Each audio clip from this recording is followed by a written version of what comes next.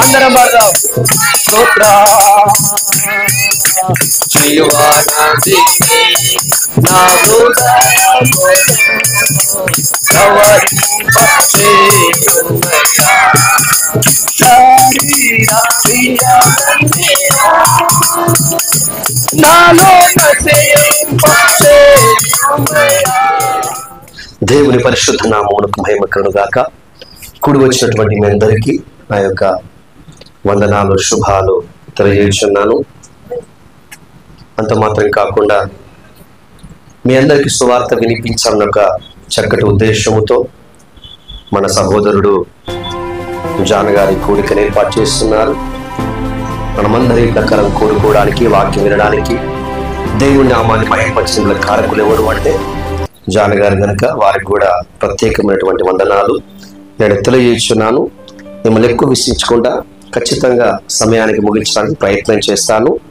కాబట్టి వాక్య ధ్యానం కొరకు లూకా సువార్త 15వ అధ్యాయము 10వ వచనము. లూకా సువార్త 15వ అధ్యాయము 10వ వచనము.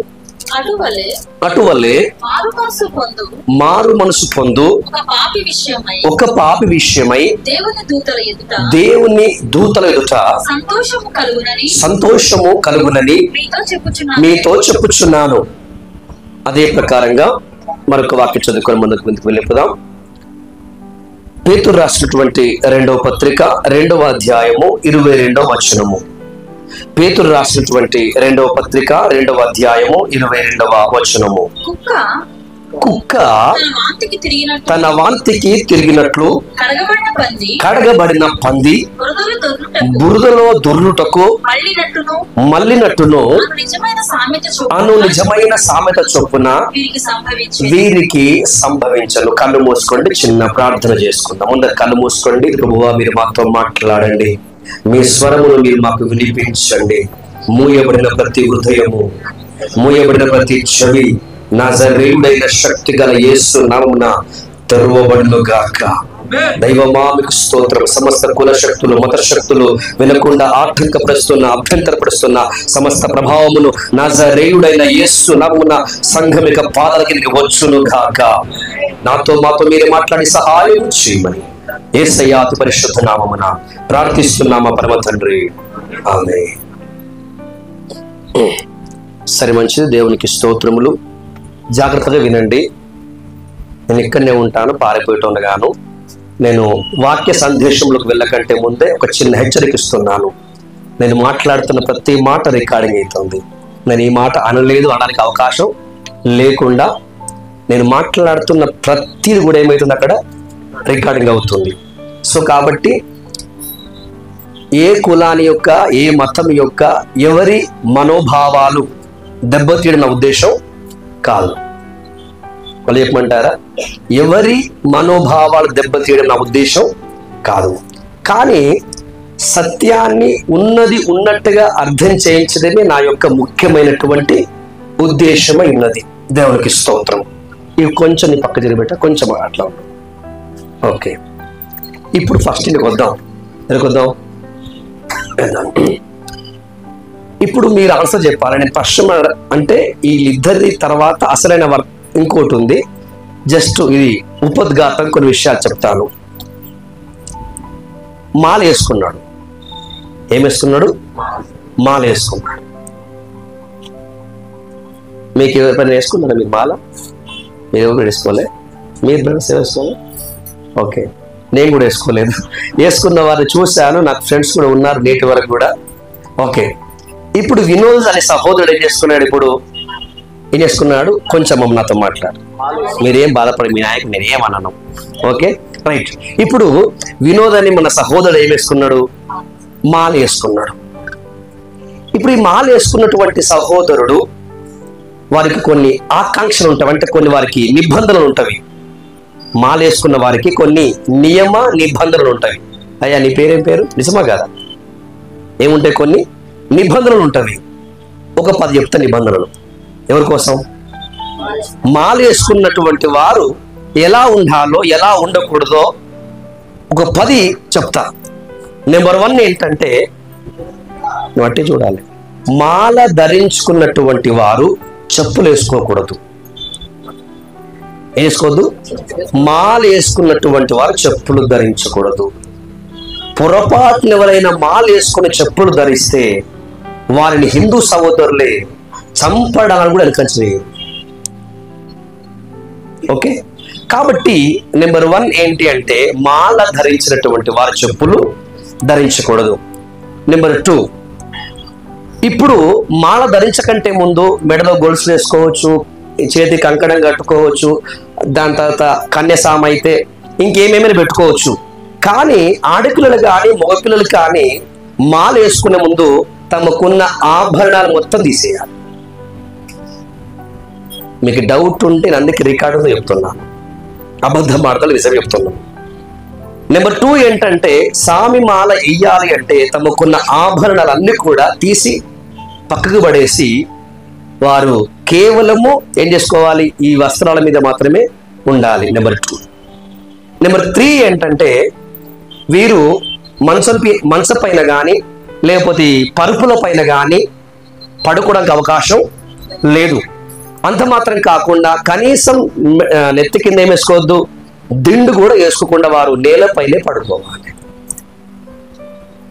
నిజమో కాదు మెసేజ్ చేసుకోవచ్చు. పెన్ననే మొత్తం 3 అయినాయి. 4వది, ఈ మాల ధరించిన నాటి నుంచి దాన్ని తీసివేసే వరకు ఏ సామి కూడా ఏం చేయవద్దు అంటే వారి ఆ నిష్ఠ, వారి దీక్ష 41 days అంటే 41 రోజు వారికి ఉంటుంది. ఈ 41 రోజు వీరు ఏం చేయాలి అంటే పొరపాటున కూడా మాంసం తినకూడదు. నిజమా కాదా? ఏం తినకూడదు? పొరపాటున కూడా మాంసం తినకూడదు. నెంబర్ ఎన్ని మీరు 4 అయినాయి. 5వది, పొరపాటున కూడా స్మోకింగ్ కానీ డ్రింకింగ్ కానీ చేయకూడదు.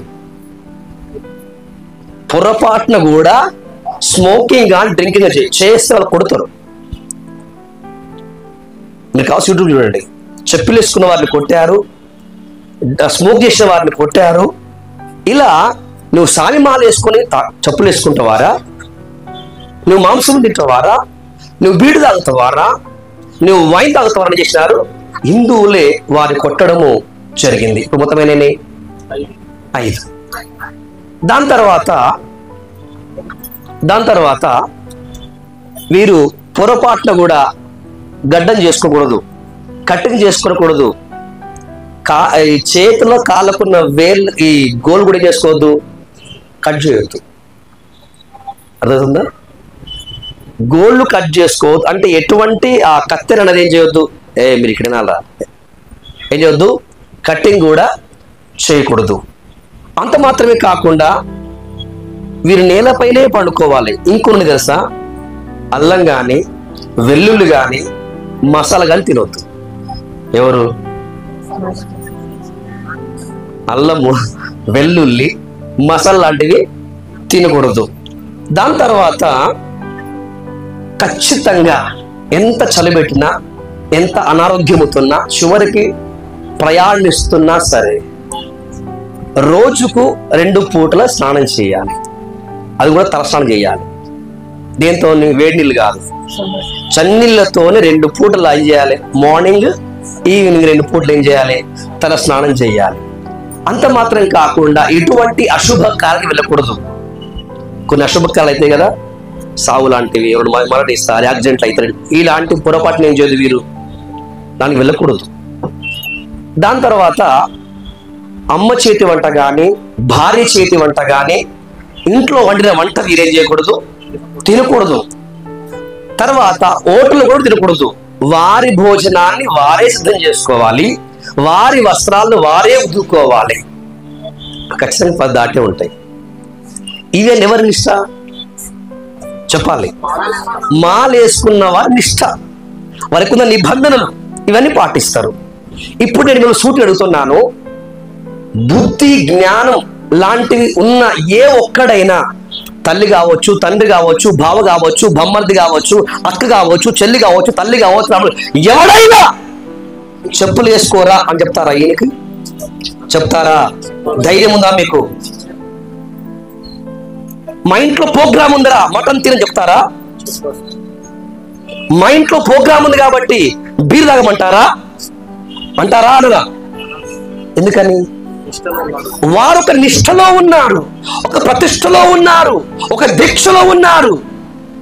ఈ 40 రోజుల దీక్షలో వారికి ఏ నియమ నిబంధనలు అవి ఖచ్చితంగా పాటించాలి. అది పాటించకపోతే పోలీసు వారితో పనులే, కోర్టుతో పనుల. ఆ హిందూ సహోదరు వారు చేస్తారు, శిక్షిస్తారు. దేవునికి స్తోత్రం. అవునా కాదా? ఇంకోటి ఏంటంటే వీరు పొరపాటున బూతులు మాట్లాడకూడదు. మరి ఏం సంబంధించాలి? అరే తురే ఇట్లా అంట కదా, అలా సంబోధించకూడదు. ఎవరు వచ్చి ఏం చేయాలి? ఏమైనా మాట్లాడాలి? సామి అనే మాట్లాడాలి. వేరే మాట రావద్దు, నోటికి వేరే మాట రావద్దు. ఏమనాలి? ఎవరైనా కానీ అది ఏంటి, సామి సామి సామి అంతే, ఇంకా వేరే ఆప్షనే లేదు. ఎన్ని రోజులు 41 రోజు దీక్ష అనుకున్నాడు. తన జీవితాన్ని దేవుని కొరకు, అంటే ఆ దేవుడి కోసం ఆయన ప్రతిష్ఠించుకున్నాడు. కనుక ఇప్పుడు ఏమున్నవి?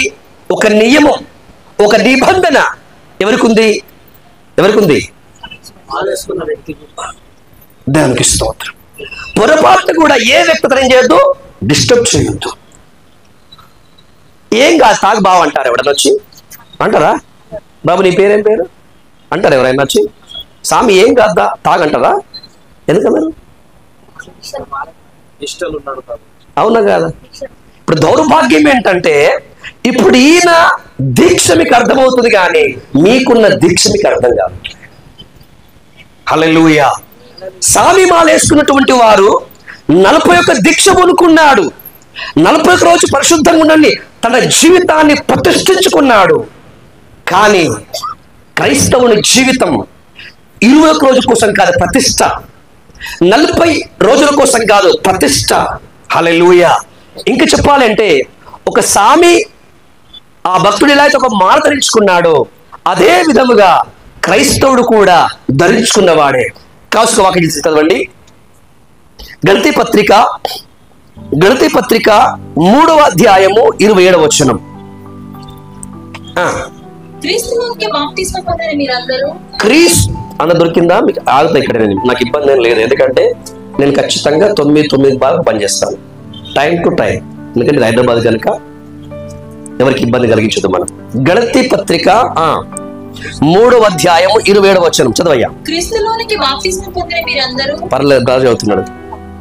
ఎందుకంటే వాళ్ళ బైబుల్ ఉందో మనం అనుకుంటారు, వీళ్ళందరూ ఒకటి అనుకుంటారు కదా. ఇప్పుడు రాజపులో చదివితే నమ్ముతారు అందరూ. రైట్.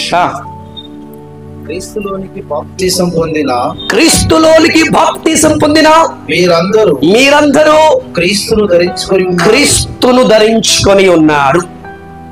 దేవునికి స్తోత్రం, దేవునికి స్తోత్రం, దేవునికి స్తోత్రం. ఇక్కడ ఏముంది? బాప్తిసము అనగా ఏమిటి? అనగా వస్త్రం ధరించుకున్నట కాదు, 41 దీక్ష కాదు, మతం మారుట కాదు, కులం మారుట కాదు, సమస్త మారుట కాదు. ఒక వ్యక్తి బాప్తిసము అనగా అతను క్రీస్తునే ధరించుకొనిచున్నాడు. దానికి స్తోత్రం. అర్థమవుతుందా?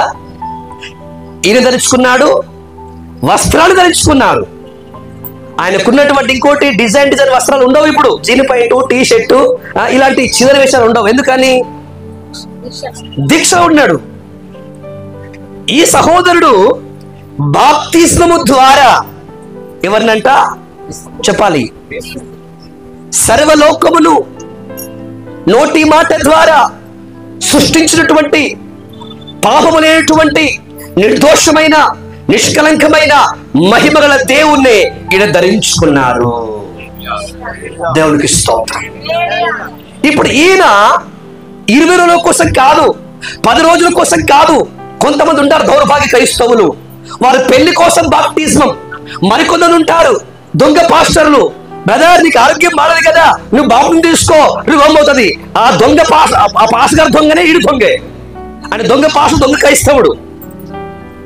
కాబట్టి బాప్తిజం అనేది పెళ్లి కోసం కాదు, బాప్తిజం అనేది రోగం పోవడానికి కాదు, బాప్తిజం అనేది ఆశీర్వాదం రావడానికి కాదు.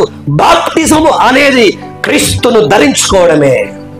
క్రీస్తు ఎవరు అంటే రక్షకుడు. క్రీస్తు ఎవరు అంటే ఆయన పవిత్రుడు. యేసు ఎవరంటే ఆయన నీతిమంతుడు. అనగా నీతిమంతుడైన దేవుణ్ణి ఆయన ఇస్తున్నాడు, తన ఆత్మకు ధరించుకొనుచున్నాడు. హల్లెలూయా, దేవునికి స్తోత్రం. హల్లెలూయా. ఇప్పుడు చెప్పండి, ఉన్న వారికి ఒక నియమము, ఒక నిబంధన, ఒక దీక్ష ఉంటే మరి దేవుణ్ణి ధరించుకున్న మీకు నియమము, నిబంధన ఏమి లేవా? మనం పశువులమా, కుక్కలమా, పందులమా? కాదు కదా. బాప్టిజము ద్వారా నువ్వు యేసును ధరించుకుంటే ఎలా బతకాలో, ఎలా మాట్లాడాలో, ఎలా జీవించాలో ఈ వాక్యం చెప్తలేదా నీకు? ప్రతి క్రైస్తవుడు చెప్తున్న మాట ఏంటంటే, నాకు సంఘం ఉంది, నాకు బాప్టిజం ఉంది, నాకు బైబిల్ ఉంది. అయితే ఏం ప్రయోజనం? అయితే ఏం చేయమంటావు? బాప్టిజం ద్వారా నువ్వు సంఘం మారినావా, కులం మారావా, మతం మారావా, లేకపోతే స్వయముగా యేసునే ధరించుకున్నావా? దానికి స్తోత్రం. హల్లెలూయా. అయితే ఇప్పుడు చెప్తున్నాను, యేసును ధరించుకున్నవాడు కూడా కొన్ని ఏమున్నవి? నియమ నిబంధనలు ఉన్నవి. హల్లెలూయా. ఒక మాట అమ్మా, మీరేం కోపడకండి. కొంతమంది దొంగసాములు కూడా ఉంటారు. కొంతమంది ఎవరు ఉంటారు? దొంగసాములు ఉంటారు. అదే ప్రకారం ఇక్కడ కూడా ఎవరు ఉంటారు? దొంగ పాస్టర్, దొంగ క్రైస్తవులు ఉంటారు. ఇప్పుడు క్లియర్ అయిపోతుంది, మీరు దొంగ క్రైస్తవులా నిజమైన క్రైస్తవు తెలియపోలేదు రాత్రి. హల్లెలూయా. ఒక్కడే జాన్ బ్రదర్ గారు దేవునికి స్తోత్రం. రండి దయచేసి. ఇప్పుడు వీళ్ళ నియమాలు 10 చెప్పిన, ఇప్పుడు వారికి వద్దాం. రైట్. మొదటి కొరింథీ పత్రిక 6వ అధ్యాయము 9 నుంచి, క్రీస్తును ధరించుకుంటే, యేసునే మాలగా ధరించుకుంటే, యేసునే ప్రతిష్ఠించుకుంటే, యేసు కోసము ఆ దీక్ష పూనుకుంటే ఎలా చేయాలో, ఏం చేయాలో కొన్ని నియమ నిబంధన.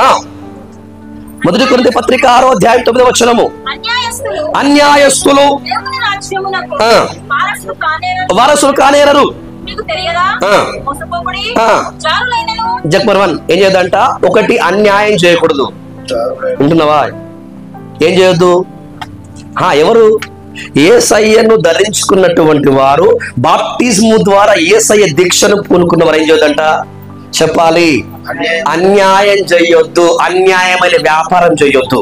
మొన్న మా ఇంటికి ఇద్దరు వచ్చారు, మంచిగా ఇన్షర్ట్ వేసుకున్నారు. ఒక ఆయన చిన్న బొట్టు ఉంది, వాచ్ పెట్టుకుందా, నిన్న పాంప్లెట్ తీసుకుని వచ్చినారు. గేట్ తీసుకున్నప్పుడు వచ్చారు అంతే. ఏం బయటకు రాగానే పాస్టర్ గారు రండి అని అన్నారు. నేను ఎవరని బయటకు వచ్చి మంచి వైట్ అండ్ వైట్ వేసుకున్నారు, బ్లాక్ బెల్ట్ పెట్టుకున్నారు. పాస్టర్ గారు వందనాలండి. వందనాలు. అప్పుడు వాళ్ళు చెప్పారు, మాకు అనాథ హాస్టల్ ఉన్నది, అది ఉంది, ఇది ఉంది, మీరు డొనేషన్ చేయండి అన్నా. నేను అన్నాను, చెయ్యాలన్నా. నేను చేయను, ఎందుకంటే అది దొంగ వ్యాపారం. అది దొంగ వ్యాపారం నాకు తెలుస్తుంది. చివరికి ఈ రోజు కూడా సుమారు 4 గంటల సమయం లోపల అలా ఒక సిస్టర్ ఫోన్ చేసింది. మా ఆయన ఇట్లా అయిపోయిండు, మా కొడుకు ఇట్లా అయిపోయింది, మా బిడ్డ ఇట్లా అయిపోయింది, నాకు ఇట్లా ఆరోగ్యం బాలో, కన్ను పోయింది, నాకు డబ్బులు పంపియండి అని ఇంకో ఆమె ఫోన్ చేసి. ఇదంతా ఏమిటి? న్యాయం కదా. ఇదంతా ఏంటి? అన్యాయము. ఒక వ్యక్తి క్రీస్తులో దీక్ష పూనుకుంటే, బాప్టిజము ద్వారా క్రీస్తును ధరించుకుంటే, నెంబర్ 1 ఏం చేయొద్దు? చెప్పాలి, అన్యాయం చేయొద్దు. చేస్తే నీవు అబద్ధ క్రైస్తవుడు, దొంగ క్రైస్తవుడు. నెంబర్ 2 జారులైనను, ఎందుకంటే అది నెంబర్ 2 ఏంటంటే వీళ్ళు ఏం చేయొద్దంట? చెప్పాలి, మీరు విగ్రహాలకు మొక్కకూడదు. అది ఏ విగ్రహమైనా సరే, చివరికి మరియమ్మ విగ్రహమైనా సరే, అది యేసు క్రీస్తు కోసం చేసిన విగ్రహం అయితే అది ఏ విగ్రహమైన విగ్రహమే. కొంతమంది నేను మరియమ్మకు మొక్కుతా, నేను యేసయ్యకు మొక్కుతా. ఆ యేసయ్యనే కాదు, మన యేసయ్యను, మన దేవుడు ఎవరు? ఆత్మైనటువంటి వాడు, వెలుగైనటువంటి వాడు, జీవమైనటువంటి వాడు. ఆ దేవుడు అక్కడ ఉంటే ఇక్కడ మొక్కుతున్నావు. నువ్వు నిజమైన క్రైస్తవుడు అయితే ఏ విగ్రహానికి మొక్కవు. నీ దొంగ క్రైస్తవు అయితే యేసయ్యకి మొక్కుతావు, మరేమో మొక్కుతావు. అది యేసయ్య కాదు, ఇది మరియమ్మ కాదు. హల్లెలూయా. వాళ్ళు దేవుళ్ళే, కానీ దొంగ క్రైస్తవుడు. ఏడో క్రైస్తవుడు చెప్పాలి. సింబర్ ఎవరు? విగ్రహం దొంగ క్రైస్తవుడు. రైటా? వ్యభిచారులైనను. రెండోది ఎవరంట? వ్యభిచారం చేయకూడదు. యేసులో దీక్ష పూనుకుంటే, యేసును ధరించుకుంటే, యేసునే మాలగా ధరిస్తే ఏం చేయొద్దు? వ్యభిచారం చేయకూడదు, విగ్రహాలు చేయకూడదు, పురుష సాంగత్యమైన అవి చెప్తే బాగుండగా ముందుకెళ్తా. ఇంకోటి ఏంటంట? దొంగతనం చేయకూడదు, త్రాగుబోతులైన ఏంటంట? గట్టి చదవ అయ్యా, మీరేం భయపడకండి, గట్టి చదవండి. ఉన్నవి బైబిల్లో. ఎవరు త్రాగుబోతులు? ఎవరు ఆ పత్రిక ఎవరు రాస్తున్నారు? సంఘానికి కొరింథీ సంఘానికి అపోస్తలుడైన పౌలు గారు పరిశుద్ధాత్మ ద్వారా రాస్తున్నారు. అవునా కాదా? ఏం కాదు బావా, ఏం కాదు మామ, దా పోదాం. ఏం పేరు నీ పేరు? ఏం కాదా బావా, ఏం కాదా బావా ఆయన విలువ. మరి మీకు బుద్ధి ఉందా? ఆయనకు దీక్షను మీకు అర్థమైనప్పుడు ఈయన కూడా దీక్షలు అంకిత జ్ఞానం ఉండక్కర్లా మనకి. హల్లెలూయా. ఆయన దీక్ష 40 రోజులు, ఈయన దీక్ష 40 రోజుల, 50 రోజుల, 4 సంవత్సరాల, మరణించేంత మట్టుకు. దేవుడికి స్వతకి చచ్చేంత మట్టుకు దీక్ష. ఇప్పుడు ఆ దీక్ష ఏమంటారా? ఓ అలాగే అలాగే అలాగే అలాగే, ఎంత గౌరవం, ఎంత మర్యాద. మరి ఇక్కడ మర్యాద లేదు, ఇక్కడ భయం లేదు. హల్లెలూయా. కాబట్టి మరలా చెప్తున్నాను, నేను బాప్తిసం తీసుకున్నా, నేను చర్చికి వెళ్తా, నేను దశం భావిస్తా, నేను కానుకిస్తా, నేను పాట పాడతా, కానీ పెళ్లిళ్లకు, సావులకు, పీరంటాలకు, పొగాలకు, మందు గ్లాసు నీకు క్రైస్తవుడు. నువ్వు క్రైస్తవుడే కాదు, నువ్వు దయ్యం పెట్ట. త్రాగుబోతులు దేవుని రాజ్యము వరసలు కాదు. నువ్వు సంఘ పెద్ద అయిపోవచ్చు, కుల పెద్ద అయిపోవచ్చు, మత పెద్ద అయిపోవచ్చు, నువ్వు గ్రామానికే దేశానికే పెద్ద అయిపోవచ్చు. నువ్వు పెద్ద మనిషి అయినా నీ వల్ల కుటుంబం పాడైపోతుంది, కులం పాడైపోతుంది, మతం పాడైపోతుంది. పెద్ద మనిషి అంటే చెడిపోయిన వారిని, పాడైపోయిన వారిని బాగు చేయాలి, మంచి కుటుంబాన్ని పాడు చేయొద్దు. హల్లెలూయా. మేము కుల పెద్ద అండి, మత పెద్ద అండి, ఏం చేస్తున్నావు? అయితే ఏం చేయాలి? తాగాల, తాగిపోయాలా? అది కాదు. నువ్వు పెద్ద మనిషి అయితే తాగుబోతులు వంశము పోకుండా ఆపో, నీ అన్నట్టు అది పెద్దరికం. హల్లెలూయా. మా తండ్రి ఉన్నాడు, నేను తాగితే పల్ల మూత కొడతాడు. కారణం ఏంటి? నాకు పెద్ద. నువ్వు కులానికి పెద్ద, మతానికి పెద్ద, కుటుంబానికి పెద్ద అయితే ఏం చేయి? పాపాలు చేయకుండా నీ కులం వారిని, నీ కుటుంబాన్ని కాపాడు. అది పెద్దరికం. నువ్వు తాగి, నువ్వు ఎంజాయ్ చేసి, నువ్వు మొరబడుకొని కులాన్ని మతాన్ని పాడు చేయకు. హల్లెలూయా. తర్వాత ఏం చేద్దంట? క్రైస్తవులు ఏం చేయొద్దంట? దూషించకూడదు, దోచుకునకూడదు, దేవుని రాజ్యములకు వారసులు కాలేరు. దేవుడికి స్తోత్రం. హల్లెలూయా. నువ్వు చర్చికి వెళ్తున్నావు, పాట పాడుతున్నావు, ప్రార్థిస్తున్నావు, దశభాగమిస్తున్నావు, కానుకిస్తున్నావు, స్తోత్రం అంటున్నావు, అన్నట్టున్నావు, కానీ ఇవన్నీ నియమ నిబంధనలు తప్పిపోతే నీకు పరలోక రాజ్యం లేదు, నరకం వెళ్ళిపోతావు. దేవునికి స్తోత్రం. ఇంకో మాట చదవండి, కొలస్సీ పత్రిక 3వ అధ్యాయం 5 నుంచి. ఇప్పుడైతే మీరు కోప్పడకూడదు, ఆగ్రహం ఉండొద్దు, దుష్టత్వం ఉండకూడదు, దూషణ మీ నోట. అమ్మ ఇంటున్నారు ఇక్కడ ఏమన్నా? నోట ఏం రావాలంట? ఇక్కడ పాటలు వస్తాయి, ఇంటికి పోతే బూతులు వస్తాయి మనకి. హల్లెలూయా. నిజమా కాదా? అయ్యగారి ముందు ఏమొస్తాయి? స్తోత్రం స్తోత్రం స్తోత్రం స్తోత్రం అంటాడు. ఎప్పుడు నా ఫోన్ ఎక్కడ పోయిందో, ఎప్పుడు ఏసై పాటలు వింటాడు. అయ్యగారు కనబడి ఏ పాట వింటాడు? నీవు చేసిన ఉపకారములకు అని పాట వింటాడు. అయ్యగారు పోగానే డీజే. ఇప్పుడు చూడు, సిగ్గులేని క్రైస్తవులు, దొంగ క్రైస్తవులు చేస్తా, అయ్యగారు పెళ్లి చేస్తున్న సేపు ఏసయ్య పాటలు, మంగళమే యేసునకు అని పాట పాడతారు. ఆయన పోగానే డీజే. ఎవరు అని క్రైస్తవం చెప్పింది? నిన్నేమంటా? క్రైస్తవుని పేరట్టింది. నిజంగా క్రీస్తు ఉంటే అయ్యగారు ఉన్నా లేకపోయినా నీలో క్రీస్తు ఉన్నాడు కనుక సినిమా పాటలు, బూతు మాటలు, దూషించే మాట నీ నోట రాదు. వస్తున్నాయంటే, నువ్వు తాగుతున్నావంటే, తిడుతున్నావంటే నువ్వు దొంగ క్రైస్తవుడు. నీ తండ్రి సాతాను గాడే, దయ్యమే నీ దేవుడు. దేవుడికి స్తోత్రం, హల్లెలూయా. నిజమా కాదా? నిజమా కాదా? అయ్యగారు పెళ్లి చేస్తే అయ్యగారు చేరుముడు కూర్చుంటే స్తోత్రం శల్లితో నీ వాక్యం బతికించను. అయ్యగారు వంగనే బెచ్చక బెచ్చక బెచ్చక బెచ్చక బెచ్చక బెచ్చక బెచ్చక. మీరు క్రైస్తవులా? మీరు క్రైస్తవులా? చెప్తాము. ఇది క్రైస్తవులనా? ఒప్పుకుంటారా? మనం అంటాం, వాళ్ళు ఒప్పుకుంటారా? నేనేరా క్రైస్తవుని, నువ్వు మొన్న పుట్టినవరా, నువ్వు మొన్న చర్చకి వెళ్తున్నావురా. మేము మా అయ్య పాస్టర్, అయ్య పాస్టర్, తాత పాస్టర్, తాత పాస్టర్. కాయడి బాతులు మానడు.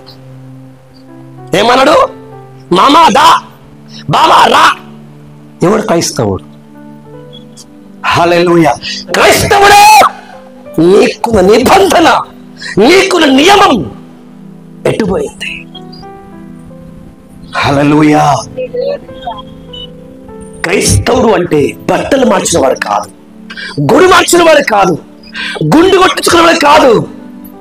తన పాప బతుకును వదిలేసి సత్యమైన, నీతి అయిన, వెలుగైన, పాపము లేని నీతివంతుణ్ణి ధరించుకున్నవాడే క్రైస్తవుడు. హల్లెలూయా. ధరించుకుంటూ వదిలేయద్దుగా. ఏం చేయొద్దు? వదిలేయద్దు. ఎందుకంటే పూర్ణుకుడ దీక్ష 40 రోజుల కోసం కాదు, లైఫ్ లా. ఏం చేయాలి? లైఫ్ లాగా ఉండాలి. ఇంకా దుష్టత్వము, దూషణ, మీ నోట బూతులు అను వీటినన్నిటినీ విసరించండి. హల్లెలూయా.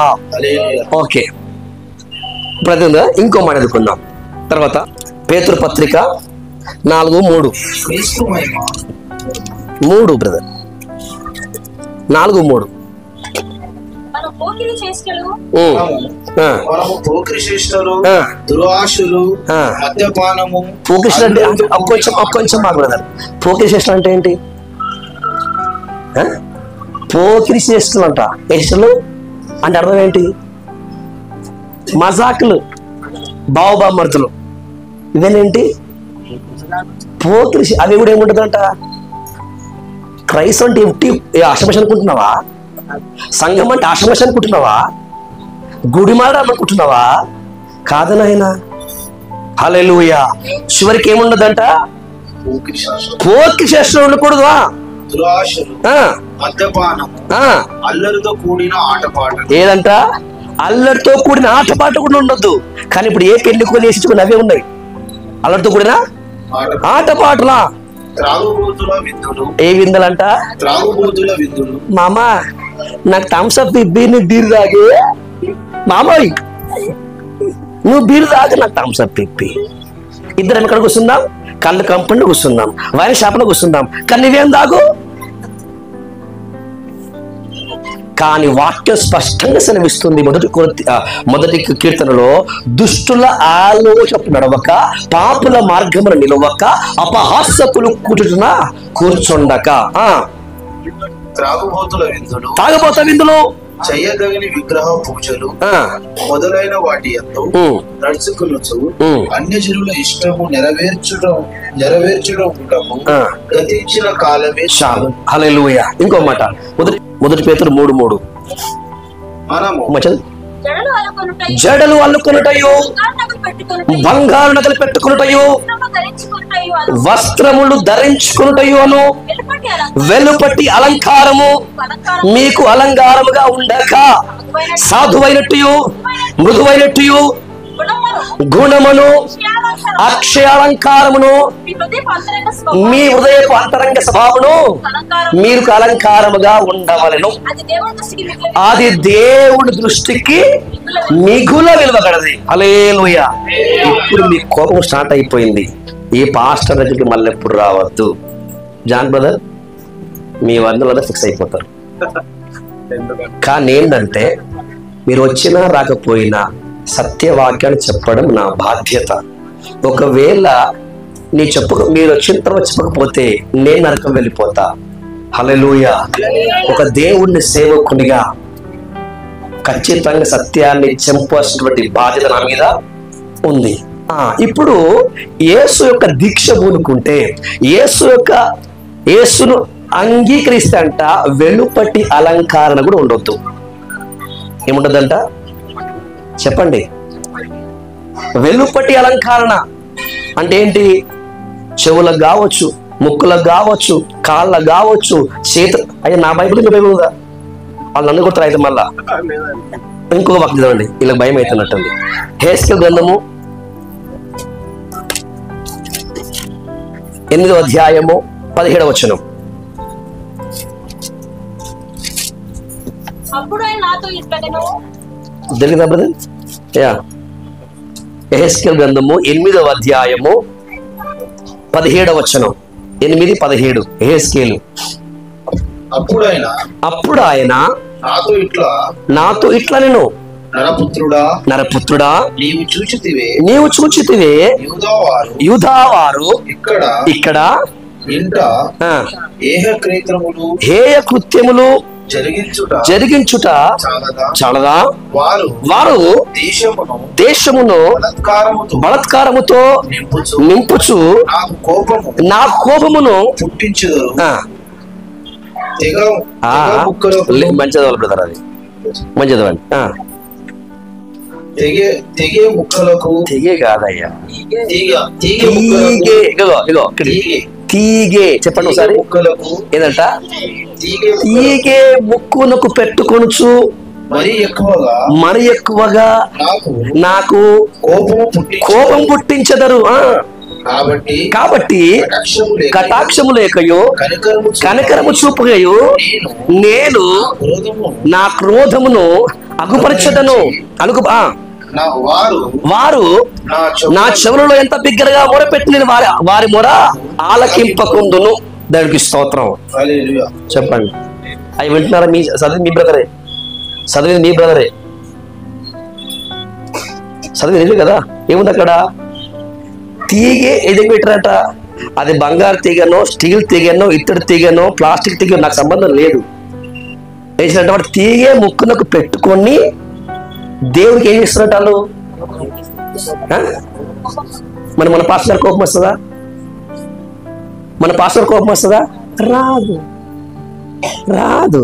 పాస్టర్ గారికి ఏం కోపం రాదు. కానీ దేవునికి ఏమొస్తుందంట? కోపం వస్తుంది నా మీద కోపడ్డా పర్లేదు, కానీ వాక్యాన్ని ఏం చేయండి? కొంచెం అంగీకరించండి. హల్లెలూయా. అందుకే ఇలా కన్న కట్టినట్లు పెట్టా. అర్థమైందా మాదేమన్నా? హల్లెలూయా. ఇప్పుడు తీగే ముక్కునకు పెట్టుకొని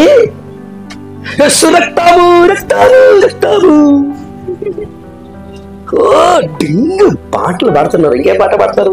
రాజా సన్నిధిలో నేను ఉంటానయ్యా మనసారా ఆరాధించి ఏదండి బతికేస్తానయ్యా అని పాట పాడుతున్నాడు అనుకుంటున్నా. అబ్బా నేను చాలా ఆరాధించాను, దేవుడు సంతోషం. నీవు అనుకుంటున్నావు నీ మొహం, కానీ వాక్యం ఏమంటుంది అక్కడ? నీ ముక్కునకు తీగ ఉంది కనుక వారు నా చెవులలో ఎంత బిగ్గరగా మొరపెట్టినా నేను వారి ప్రార్థన వినా. ఇదేవరి మాట అయ్యా? నిజమా కాదా? నిజమైన నంబరు అదే.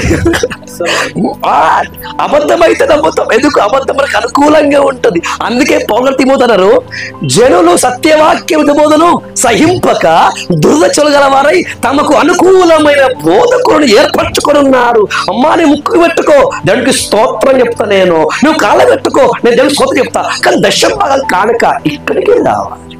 నువ్వు తూప్రానుకో, నువ్వు సేరబానుకో, నువ్వు బిదరబో, విసలాడుకో, కానీ ఫస్ట్ సాటర్డే ఇక్కడికి రావాలి. నేను నీకు రొట్టె ఇస్తా, నువ్వు నాకేమి ఇవ్వాలి? దశంభాగం ఇవ్వాలి. హల్లెలూయా. నీకు రొట్టె కావాలి, ఆడికి ఏం కావాలి? దశంభాగం కావాలి. అంతనే. మరి ఏసు ఎవరికి కావాలి? సత్యవాక్యం ఎవరికి కావాలి? పరలోకం ఎవరికి కావాలి? అది మాకు సంబంధం లేదు. సుదర్శన్ పాస్టర్ మంచోడే కానీ కోపిష్టి, బాటలు వద్దంటాడు. నాకెందుకయ్యా తలనొప్పి? నేనెందుకు వద్దంట? ఇప్పుడు మీరు అందరూ చేశాను అనుకో, నాకేమైనా వస్తుందా? నాకేమైనా వస్తుందా? నువ్వు పెట్టుకున్న నాకేం రాదు, నువ్వు చేసి నాకేం రాదు. కానీ ఇప్పుడు నువ్వు క్రైస్తవుడు అంటున్నావు కనుక క్రైస్తవుడికి నియమం ఉంది, ఒక నిబంధన ఉంది, ఒక దీక్ష ఉంది కనుక బైబిల్ చెప్తోంది అవి ధరించకూడదని. హల్లెలూయా, హల్లెలూయా.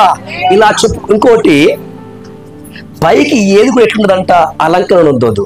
రెండోది, ఇప్పుడు కొంతమంది బట్టలు వేసుకుంటారు. ఏం వేసుకుంటారు? బట్టలు వేసుకుంటారు. మీరు అందరూ మంచి బట్టలు వేసుకున్నారు. కొంతమంది బట్టలు వేసుకుంటారు. ఆ బట్టల మీద తెలుసా, ఇక్కడో గద్దం, ఇక్కడో గద్దం, ఇక్కడో గద్దం, ఇక్కడో గద్దం, ఇక్కడో గద్దం, తర్వాత ఇక్కడ గొలుసులు, ఇక్కడ గొలుసులు, ఇక్కడ. దేనికి ఉన్నాయి? ఇప్పుడు పేయి మీద ఉండవు. దేని ఉంటవి? నిజమా కదా? ఉంటాయా? ఉంటాయి. దేని ఉన్నాయి? బాడీ మీద లేవు కదా. ఏమి ఉన్నాయి? వీళ్ళు మహామూర్ఖులను దేవుడు తెలుస్తుంది, అందుకే రాపించాడు. వస్త్రముల మీద కూడా ఏముంటుందంట అంటే, నీవు వస్త్రము ధరిస్తే కూడా అలంకరణ కోసం ధరించకూడదు. పై వారికి అందంగా కనిపించడానికి వస్త్రములు ధరించకూడదు. నీ శరీరమును కప్పుకోవడానికి ఏం చేయాలి? వస్త్రములు. ఇప్పుడు చెప్పండి, వీళ్ళ దీక్ష కఠినంగా ఉందా, వీళ్ళ దీక్ష కఠినంగా ఉందా? హల్లెలూయా. అందుకే కొంతమంది పాస్టర్లు, కొంతమంది సేవకులు ఈ దీక్షను మొత్తం పక్కన పెట్టేశారు. వేశారు. మనకు నియమం వద్దు, నిబంధనలు వద్దు, దీక్షలు వద్దు. ఏం కావాలి? అరే ఏమైతుంది భయ్? పెన్ను ఉంది ఇంట్లో, ఒక బుక్ వేసిండ్రు. అన్ని ఎట్లా చేసి ఎట్లయితే సంసారం ఉన్నది, లోకంలో ఉన్నాం భయ్, కులంలో ఉన్నాం, మతంలో ఉన్నాం, అన్ని పట్టిస్తే ఎట్లయితుంది? హల్లెలూయా. ఇంకోటి, ఇర్మియా గ్రంథం 10వ అధ్యాయం రాయబడింది, అన్య జనముల ఆచారములు చెయ్యకూడదు. ఏ ఆచారం అంట? ఉదాహరణ 2 చెప్పి ముగిచ్చేస్తాను నేను. నెంబర్ 1 ఏంటంటే, ఇది అమ్మాయి గర్భవతి అవుతుంది కదా. గర్భవతి అయితే 5వ నెలలో 7వ నెలలో చేస్తారు. ఏ నెల అమ్మాది? శ్రీమంతం చేస్తారు. ఈ శ్రీమంతం అనేది ఇట్లా స్టేజ్ వేసి భార్యల్ని భర్తల్ని కూర్చోబెట్టి, ఇక ఏం చేస్తారు? హిందువులు అయితే బొట్టు పెట్టి అక్షంతలు వేసి రకరకాల వాతావరణం ఉంటుంది. ఈ శ్రీమంతం అనేది 100కి 100% ఏంటంటే అన్యజనుల ఆచారం. వాక్యం అంటుంది, ప్రభు అంటున్నాడు, ఎప్పుడైతే నువ్వు మారు మనసు పొంది బాప్తిసం ద్వారా క్రీస్తు అనే దీక్ష పుచ్చుకున్నావో, క్రీస్తునే వస్త్రాలను ధరించుకున్నావో, ఆ రోజు నుంచి నువ్వు చనిపోయేంత మట్టుకు, పరలోకం పోయేంత మట్టుకు అన్యజనుడు చేసే ఆచారం నీవు చేయొద్దు. కొంతమంది అంటారు, వాళ్ళు బట్టలు కట్టుకుందని బట్టలు కట్టుకోవడం ఆపేస్తావా? వాళ్ళు తింటున్నారు, నువ్వు తినడం ఆపేస్తున్నావా? ఒరే మూర్ఖుడా, ఆచారం వేరు, అవసరం వేరు. అవునా కాదా? బట్టలు ఆచారమా? ఇప్పుడు బట్టలు ఎవరు ఇచ్చారమ్మా? తెలుసు ఎవరికైనా? బట్టలు ఎవరు ఇచ్చారు? దేవుడు అండి. ఆదాము అవ్వలు పాపం చేసే బట్టలు పోయినా లేదా? మరి దేవుడు ఏమి ఇచ్చిండు? అంతేగా చెప్పేది. హల్లెలూయా. బట్టలు ఇచ్చిన దేవుడే, కట్టుకోమని చెప్తున్నాడు. సో కాబట్టి ఇవన్నీ వద్దు. రెండవది, ఇప్పుడు శ్రీమంతం ఎక్కువ చెప్తే బాగుండదు, టైం అవుతుంది కనుక. రెండోది ఏంటంటే, ఒక అమ్మాయి పెద్ద మనిషి అయితే, ఒక అమ్మాయి పెద్ద, ఇవైతే శ్రీమంతం కానీ, ఇప్పుడు ఏది పెద్ద మనిషి ఏమంటది? పుష్పవతి. ఇవన్నీ బైబుల్ ఎక్కడ ఆ పేరు కూడా లేవు. ఆ పేరు బైబిల్ గ్రంథం ఎక్కడ లేవు. అయితే ఇప్పుడు ఏం చెప్పాలి? సరే చెప్పారు అనుకోండి. చెప్పిన తర్వాత ఇప్పుడు అమ్మాయిని కూర్చోబెట్టి ఇది లంగా జాకెట్ వేయించేసి, పండు తిను, యాపిల్ పండు తిను, యాపిల్ తిను అని చెప్పేయాలి. మనిషికి పండు తినిపించి ఏం చేయాలి? అక్షంతలు వేయాలి. ఇప్పుడు అక్షంతలైనా, ఈ పండ్లు దేవడమైనా ఇవన్నీ ఎవరి ఆచారము కాదా? రైట్. మరి నీకేం పని రా పాస్టర్ అక్కడ? ఒరే పాస్టర్ నీకేం పని అక్కడ? ఒరే పొద్దుగా పాస్టర్ నీకు అక్కడ ఏం పని? సంగమ్మ నీకేం పని? అంటే వాళ్ళు నాకు వల్ల కాదా? ఆడు రావట్లేదు. మరి ఈయన వస్తున్నాడా? ఇప్పుడు చెప్పండి, ఇప్పుడు ఆయన నిజమా ఈయన నిజమా అంటే భక్తుల దృష్టి ఎవరికి బాగుంది? ఇప్పటికైనా మీరు కొట్టుకోవాలి, కొంచెం చంపలేసుకోవాలి, మీరు బుద్ధి తెచ్చుకోవాలి మనకి. అయితే సరే, ఇప్పటి వరకు కులం ఉన్నది, మతం ఉన్నది, ఊరోళ్ళు సంఘం ఉంది, రైట్. ఇప్పుడు ఒక పాప పేరే రాదు, పుష్పవతిని దర్శపుగా చేశారు. అప్పటి నుంచి లైన్స్ ఇచ్చినట్టు ఏం చేసినట్టు కన్న తల్లి తండ్రి లైన్స్ ఇచ్చేశారు. ఇప్పుడు నా బిడ్డే పెద్ద మనిషి అయింది. యవనస్తులారా లైన్ వేసుకోండి.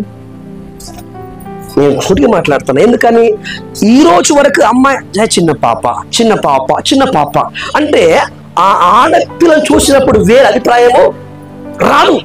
కానీ ఎప్పుడైతే ఆ ప్రోగ్రాం జరిగిందో సంఘానికి, లోకానికి, కులములో, మతంలో ఇప్పుడు మా అమ్మాయి పెద్ద మనిషి అయింది అని తెలవగానే సిస్టర్ అనే పిలిచేవాడు కూడా కారణం ఏంటి కదా?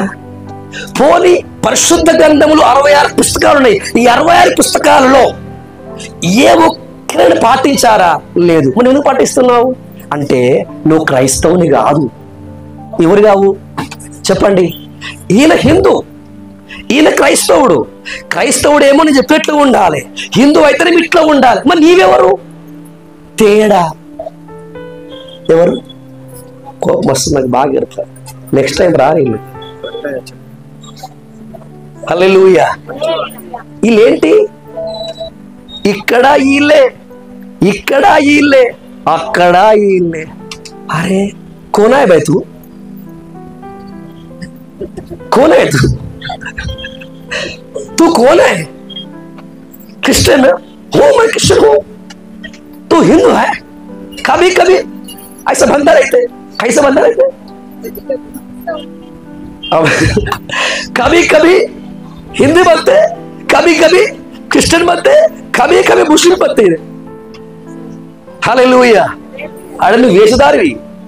ఎవరు? నాగు బాబు కంటే డేంజర్ నువ్వు. హల్లెలూయా, హల్లెలూయా. మనంటారు మా దేవుడు మాట తప్పని వాడు. నేను అదే చేస్తా. మన దేవుడు ఎవరు? మాట తప్పని వాడు మన దేవుడు. మనమేమో మాట తప్పుతూనే ఉంటాం. దేవునికి స్తోత్రం. ఇప్పుడు అర్థమైందా? నిజమైన క్రైస్తవుడికి ఏమున్నది? నియమము, నిబంధనలు ఉన్నవి. మరి ఈయన కూడా ఏమున్నవి? ఏమున్నవి? నియమము, నిబంధన ఉంది. అయితే ఈ 40 రోజుల దీక్ష పూనుకున్నటువంటి వాడు కనీసం ఏం చేస్తున్నాడు? పాటించట్లేదా? పాటిస్తున్నాడు. ఓకే, ఇప్పుడు పాటించమని శ్రీని బ్రదర్ మీరు అడిగారు ఎవరినన్నా? మాలేసుకున్న వాళ్ళు, బ్రదర్ పోదాం బజార్ అని అడిగినారా? లేదు. చికెన్ తినమన్నారు ఎప్పుడైనా? మరి వీళ్ళు ఎందుకు అడుగుతారండి? మీరు నాకు అర్థం కాదు. కానీ వీళ్ళని మీరు ఎందుకు అడుగుతారు? తినమని, తాగమని, ఇది చేయమని, అది చేయమని. మీకు ధైర్యం ఉంటే, మీరు పాస్ అయినా, సంఘ పెద్ద అయినా, విశ్వాసం అయినా, మీకు ధైర్యం ఉంటే, దమ్ము ఉంటే, బైబుల్లో ఇలా ఉంది బ్రదర్ చేద్దామని ముందుకు రా, నేను చేస్తా. హల్లెలూయా. ఏముంది? బైబుల్లో ఇలా చేయమని ఉంది. పేతురు చేశారు, పౌలు చేశారు, మరియమ్మ చేసింది, మిరియాము చేసింది, యోసేపు చేసిండు, అబ్రహాము చేసిండు. దా చూడు బైబుల్లో అని చెప్పు, నేనే చేస్తా. హల్లెలూయా. కానీ నువ్వు కులాన్ని అర్థం పెట్టుకొని, మతాన్ని అర్థం పెట్టుకొని చెప్తున్నా కదా, ఈయన కులం ఓడే, ఈయన కులం ఉంది, ఈయన మతం ఉంది, ఈయన కూర ఉంది, ఈయన బంధువులు ఉన్నారు. కానీ వాడు తాగడు, వాడు చెప్పులు వేసుకోడు, వాడు గడ్డము గీసుకోడు, వాడు తల్లెట బొవ్వ తినడు. మరి ఆయనకి నిష్ట ఉంటే నీకు నిష్ట లేదా? మరి నిష్ట కూరుకున్న వాడిని నీవెందుకు డిస్ట్రిబ్యూట్ చేస్తున్నావు? నువ్వెందుకు అడ్డగిస్తున్నావు? హల్లెలూయా. నేను మళ్ళీ చెప్తున్నాను, ఈయన 41 రోజు మాత్రమే దీక్ష. కానీ క్రైస్తవుంది జీవితాంతం దీక్ష. ఇప్పుడు చెప్పండి, మనం క్రైస్తవులమా కాదా? అబద్ధం ఆడద్దు. ముక్కులకు తీగలు ఉంటాయి, కాళ్ళ గొడుసులు ఉంటాయి. చదువుతారు ఒక వాక్యం. ధైర్యం ఉందా? చదువు. యెషయా గ్రంథం ధైర్యం చదువుకోండి. ఎందుకంటే నేను చచ్చిపోయిన కూడా వాక్యం మీద ఉండాలి. యెషయా గ్రంథము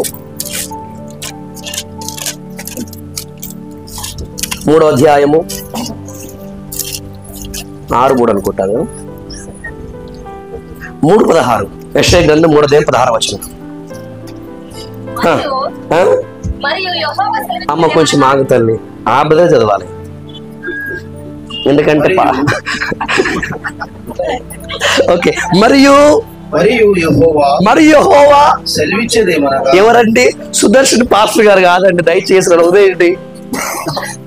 మరియు యెహోవా సెలవిచ్చినదేమనగా, సీయోను కుమార్తెలు గర్విష్ఠులై మెడచాచి నడుచుచు ఊర చూపులు చూచుచు. ఎట్లా చూస్తారంట? ఒక మాట, ఇప్పుడు మా సిస్టర్ సీనియర్ ఉంది, ఆమెకి ఏం లేవు అనుకోండి, ఇట్లా నడుస్తుందా? ఆమె ఇట్లా పోతుంది. అదే కొంచెం కాళ్ళకు, అదే కొంచెం వేసాడండి,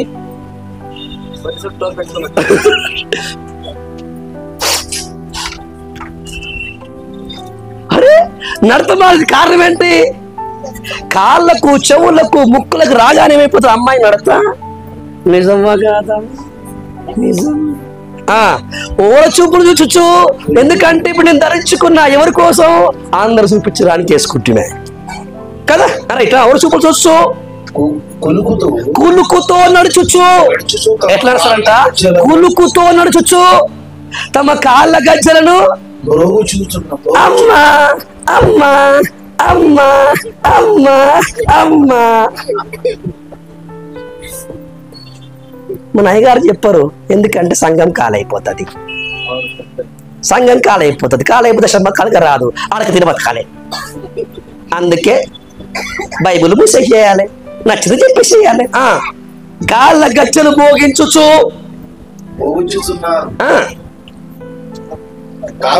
కాబట్టి ప్రభు సీయోను కుమార్తెను నడనెత్తి ఓడి చెయ్యును, యెహోవా వారి మానములను బయలుపరిచెను. ఆ దినమున యెహోవా గల్లు గల్లుమను వారి పాదభూషణములను, సూర్యవంక బింబములను, భూషణములను, చంద్రవంకలు తెలుసా? ఇట్లుంటాయి, ఈ చౌకి ఇట్లా వంకలు ఉంటది, ఇట్లా ఎట్లుంటది ఇట్లా, అది ఈ సాలి ఇవన్నీ ఉంటే ఇప్పుడు క్రైస్తవుడు వేసుకోవాలని వేసుకోవద్దు. ఇవన్నీ అమ్మా కోపం వస్తుందా? కానీ మన పాస్టర్ ఏమంటారు? మా పాస్టర్ మంచోడా చెడ్డోడా? నన్ను అడగొద్దు. నన్ను ముందు చెప్పినా, నేను మాట్లాడుతున్న ప్రతి మాట ఏమైంది? రికార్డింగ్ అవుతుంది. ఓకే, హల్లెలూయా. సో కాబట్టి ఇప్పుడు క్రీస్తుని ధరించుకున్నటువంటి దేవుని బిడ్డ ఎలా ఉండాలో ఎవరు చెప్తున్నారు? దేవుడు చెప్తున్నాడు. హల్లెలూయా. ఉంటే నిజమైన క్రైస్తవుడు, లేకపోతే చెప్పాలి, లేకపోతే ఏమన్నారేంటి? శ్రీగా మీరని చెప్పండి ధైర్యంతో కొంచెం. ఇప్పుడు పార్టీస్ నిజమైన క్రైస్తవుడు, లేక పాటించకపోతే దుఃఖ క్రైస్తవుడా? హల్లెలూయా. ఇప్పుడు మనం ఎవరిలాగా ఉన్నాం అమ్మా?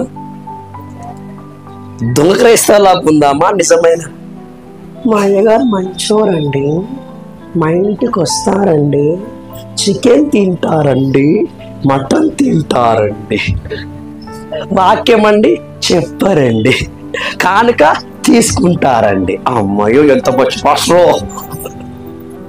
హల్లెలూయా. మాకు ఆ పరిచర్య దేవుడు అప్పగించాలి. హల్లెలూయా.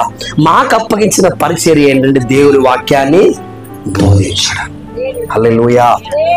సరే, ఇప్పుడు నువ్వు కూర్చోవచ్చు. నువ్వు కూర్చో నిలబడయ్యా.